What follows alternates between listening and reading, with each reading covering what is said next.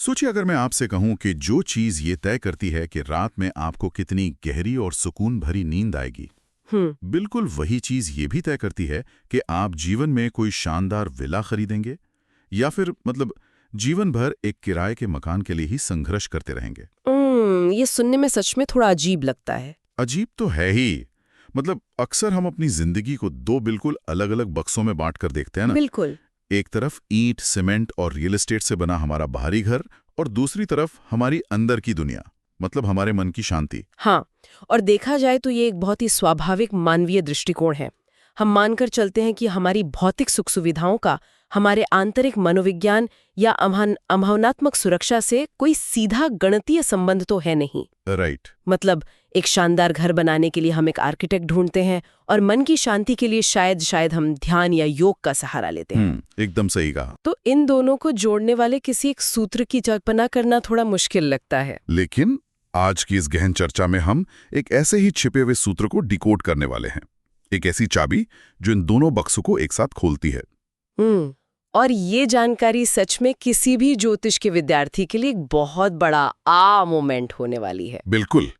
आज हम एस.एन. पांडे जी के स्रोत मात्र कारक ग्रह का विभिन्न भावों में प्रभाव का गहराई से विश्लेषण कर रहे हैं और इसके जरिए हम जैमिनी ज्योतिष के एक बेहद आकर्षक सिद्धांत मात्र कारक ग्रह की परतों को उधेड़ेंगे। हाँ, और हमारा उद्देश्य सिर्फ ये जानना नहीं है कि भविष्य में किसके पास कितनी गाड़ियां होंगी। सही कहा। हमारा मिशन उस गहरे मनोविज्ञान को समझना है कि कैसे इंसान अपनी जड़ों से जुड़ता है। कि कैसे हमारी जन्म कुंडली का सिर्फ एक ग्रह हमारी मानसिक शांति, हमारी माता के साथ हमारे संबंध और हमारी पूरी भौतिक संपत्ति का ताना बाना तय कर देता है। एग्जैक्टली।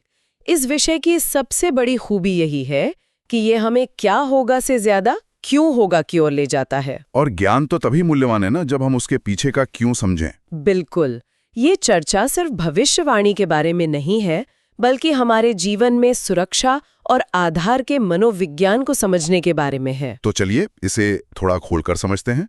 सबसे पहले इसके मूल सिद्धांत पर आते हैं। ज्योतिष में आमतौर पर हम हमेशा भावों की बात करते हैं, जिसे पराशरी ज्योतिष कहते हैं, राइट? हाँ, पराशरी व्यवस्था में चौथा भाव माता और घर का होता है। लेकिन जैमिनी ज्योतिष का नजरिया तो थोड़ा अलग है। बहुत अलग है।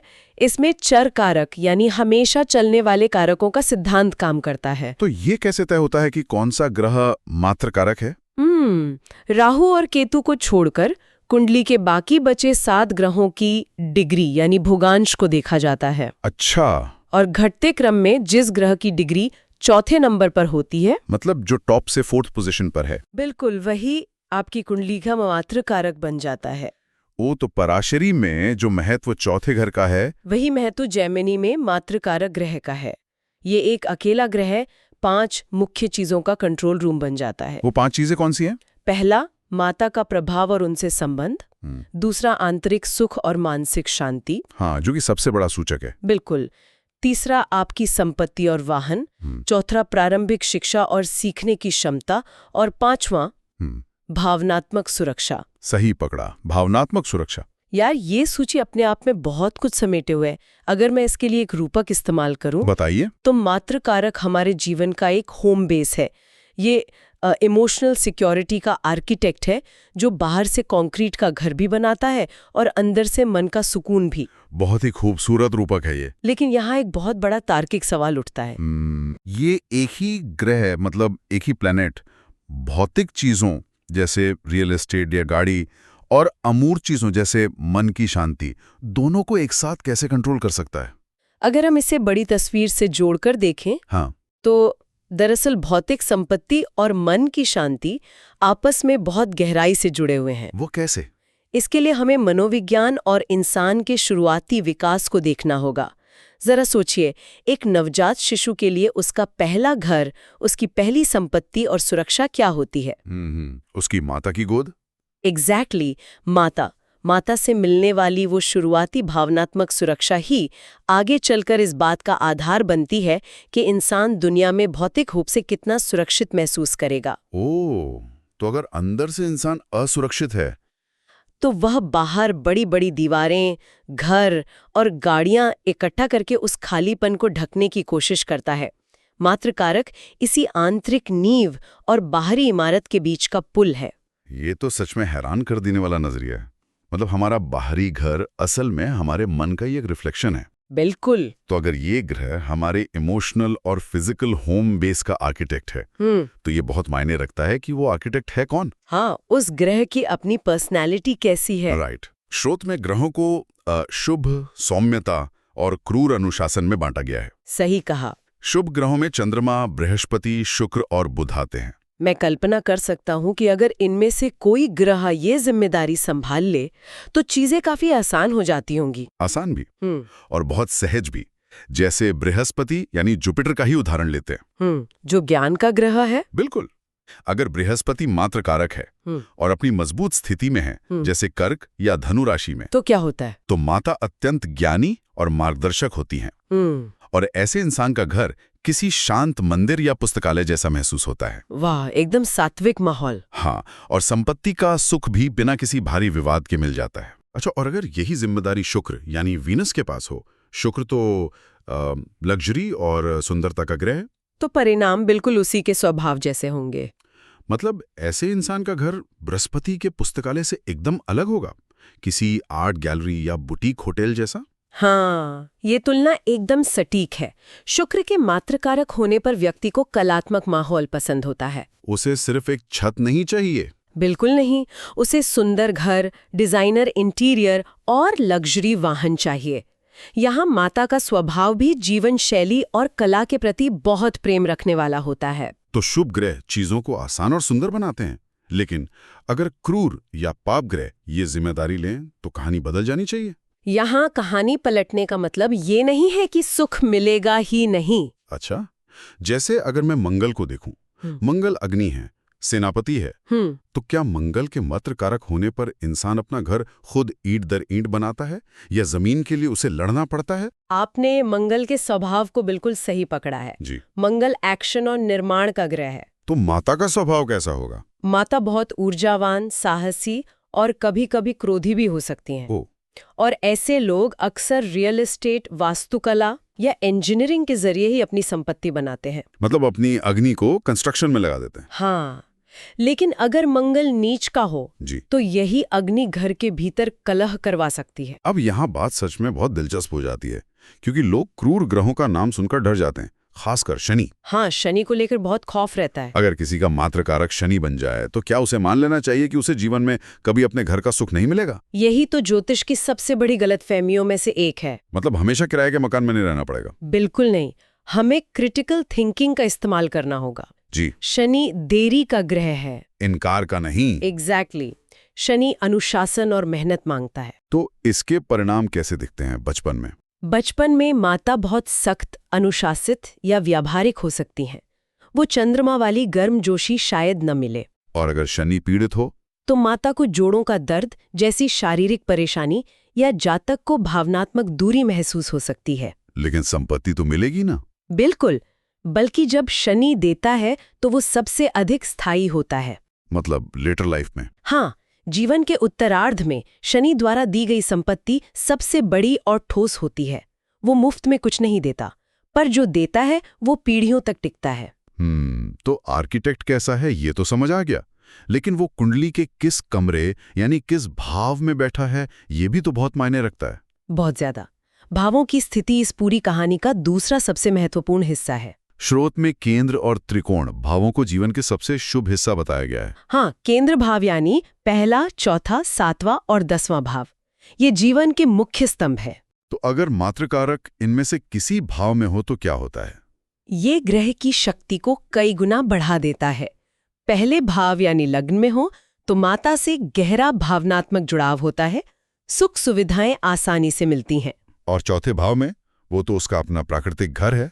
वहां तो ये अपार मानसिक शांति, बेहतरीन अचल संपत्ति और उत्तम शिक्षा देता है। लेकिन मुझे जिस भाव के परिणाम ने सबसे ज्यादा चौंकाया वो 7वां भाव है। वो कैसे? 7वां भाव तो शादी और पार्टनरशिप का होता है ना? बिल्कुल। तो क्या इसका मतलब यह है कि 7वें भाव में मात्रकारक का होना एक तरह से रियल एस्टेट डाउरी मिलने जैसा है? या फिर कोई ऐसा लकी बिजनेस पार्टनर मिलने जैसा जो सीधे आपकी संपत्ति बढ़ा दे? ये सुनने में मजेदार है, लेकिन तकनीकी रूप से काफी सटीक है।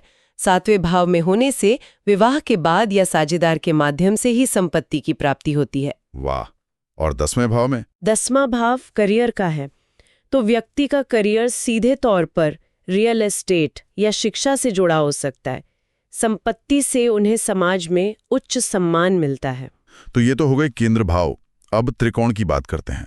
5वां और 9वां भाव। त्रिकोण भाव ज्ञान और ईश्वरीय कृपा के सूचक होते हैं। मतलब यहाँ किस्मत का फैक्टर ज्यादा है। हाँ, 5वें भाव में मातृ कारक हो तो इंसान की बुद्धि बहुत कुशाग्र होती है, माता भी ज्ञानी होते हैं। और इंसान अपनी बुद्धि से संपत्ति बनाता है। सही कहा। और 9वें भाव में माता बहुत आध्यात्मिक होती हैं। 9वां भाव तो लंबी यात्राओं का भी है ना? बिल्कुल। इसीलिए उच्च शिक्षा के लिए विदेश जाने का अवसर मिल सकता है। भाग्य निर्माण में दोनों माता पिता का प्रभाव होता है। ये तो बहुत ही शुभ स्थितियां हो गई, लेकिन हर कहानी में उतार चढ़ाव तो होते ही हैं। हाँ, जीवन हमेशा इतना सीधा नहीं चलता। क्या होता है जब मातृ कारक उन भावों में जाता है जो संघर्ष या अचानक बदलाव के लिए जाने जाते हैं? आप दुस्थान भावों की बात कर रहे हैं। हाँ। 6ठा, 8वां और 12वां। हाँ, 6ठा भाव तो संघर्ष और कर्ज का जोन है। तो परिणाम भी वैसे ही होंगे।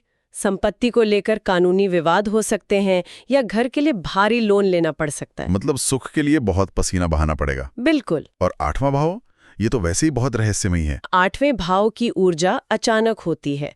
यहाँ अचानक पैतृक संपत्ति या वसीयत का लाभ मिल सकता है। ओह, अचानक फायदा। हाँ, लेकिन यहाँ माता के स्वास्थ्य के लिए कठिन हो सकता है, विशेषकर पुरानी या छिपी बीमारियों के लिए। और मानसिक शांति का क्या? ऐसे लोगों की शिक्षा में रुकावट आ सकती है, लेकिन उनका झुकाव ज्योतिष या गुप्त विद्याओं की ओर हो जाता है। यही उनकी शांति का रास्ता बनता है। तो इस सब का असल मतलब क्या है? मतलब अब 12वें भाव को ही ले लीजिए। ये विदेश और अलगाव का भाव है। अगर 12वें भाव में मातृकारक किसी को विदेश भेज रहा है, हाँ, तो क्या इसका मतलब है कि भौतिक सुखों की कीमत अपनी जड़ों से कट के चुकानी पड़ती है? ये एक बहुत ही महत्वपूर्ण सवाल खड़ा करता है। 12वें भाव का अलगाव असल में एक सजा नहीं है। तो क्या है? ये व्यक्ति को आध्यात्मिक विकास की ओर धकेलता है। आध्यात्मिक शांति के लिए ये बहुत अच्छा है, लेकिन भौतिक सुखों के लिए कई बार जन्मभूमि छोड़नी ही पड़ती है। इसके अलावा दूसरा, तीसरा और 11वां भाव भी तो है। हाँ, दूसरे भाव में ये पैतृक परिवार से धन देता है और वाणी सौम्य बनाता है। तीसरे भाव में संपत्ति के लिए इंसान को पराक्रम करना पड़ता है, छोटी यात्राएं करनी पड़ती हैं। और 11वें में तो बड़ी इच्छाएं पूरी होती होंगे। बिल्कुल, बड़ा सामाजिक दायरा और लाभ। ये सब तो भावों की बात हो गई, लेकिन स्रोत में जैमिनी ज्योतिष के कुछ सीक्रेट फॉर्मूले भी बताए गए। हाँ, विशेष नियम जो पूरी तस्वीर बदल देते हैं। जैसे वो राजयोग, जब आत्मकारक और मातृकारक एक साथ आ जाएं। यह जैमिनी का एक बहुत ही शक्तिशाली राजयोग है। आत्मकारक या एके आपकी आत्मा का सूचक है, और मातृकारक एमके आपके मन और संपत्ति का। एग्जैक्टली। जब एके और एमके की युति या दृष्टि होती है तो व्यक्ति का आंतरिक उद्देश्य और बाहरी सफलता एक सीध में आ जाते हैं। मतलब उसे उच्च पद और जबरदस्त सफलता मिलती है। बिल्कुल। लेकिन इसका एक डार्क साइड भी तो है, पाप कर्तरी या राहु केतु का प्रभाव। हाँ, अगर मातृकारक राहु केतु के साथ हो या क्रूर ग्रहों के बीच फंस जाए तो घर छोड़ना पड़ सकता है। या फिर आपके पास कितनी भी संपत्ति क्यों ना हो, जीवन भर मानसिक अशांति बनी रहती है। बिल्कुल सही। आप महल में रहकर भी सुकून से सो नहीं पाते। तो इन सब उलझनों से बचने के लिए असली तस्वीर देखने का क्या तरीका है? उसके लिए जैमिनी का स्वर्णिम नियम है। हमें मातृकारक को केवल जन्म लग्न से नहीं देखना चाहिए। तो कहां से देखें? कारांश लग्न से। यह ज्योतिष की उस मास्टर की तरह है जो छिपे हुए सच को उजागर करती है। कारकांश लग्न, इसे थोड़ा आसान करते हैं। बताइए। जैसे हमारी मुख्य कुंडली एक बाहरी ढांचा है और नवांश कुंडली उसका एक्सरे है। बहुत बढ़िया रूपक है। तो नवांश में आत्मकारक जिस राशि में बैठता है वो कारकांश लग्न है। एकदम सही। और जब हम उस कारकांश लग्न से मातृकारक की स्थिति देखते हैं तो हमें पता चलता है कि आत्मा के स्तर पर आपकी माता और संपत्ति के साथ आपके रिश्ते का असली उद्देश्य क्या है। ये तो सच में पूरी कुंडली को देखने का नजरिया ही बदल देता है। बिल्कुल बदल देता है। तो अगर हम आज की इस पूरी चर्चा को समेटें, हमने देखा कि कैसे सिर्फ एक ग्रह की डिग्री ये तय कर देती है कि हमारी मानसिक शांति कैसी होगी, माता का प्रभाव क्या होगा और हमारे सपनों का घर कैसा होगा। हाँ, शुभ ग्रहों की सहजता से लेकर क्रूर ग्रहों के अनुशासन तक का सफर हमने समझा। हमने कुंडली के केंद्र भावों की ताकत को जाना और ये भी समझा कि अष्टम भाव की अचानक प्रकृति या 12वें भाव का अलगाव कैसे हमें आध्यात्मिक विकास की ओर धकेलता है। और कारकांश लग्न का वह नियम तो हर विद्यार्थी को याद रखना चाहिए। बिल्कुल। तो आज के इस अध्ययन को खत्म करने से पहले इस पूरी चर्चा से उपजा एक विचार मन में गहराई तक गूंज रहा है। क्या विचार है?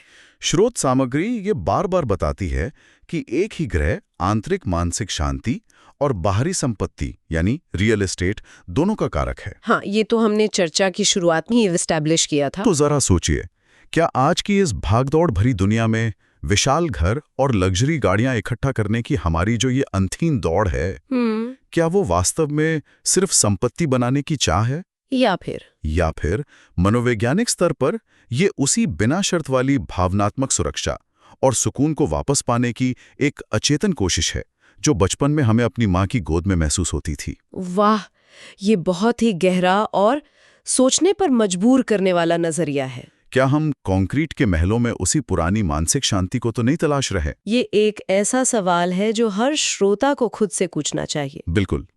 इस गहरे विचार के साथ हम आज की ये गहन चर्चा यहीं समाप्त करते हैं। अपनी आंतरिक शांति और बाहरी दुनिया के बीच के उस पुल को तलाशते रहिए।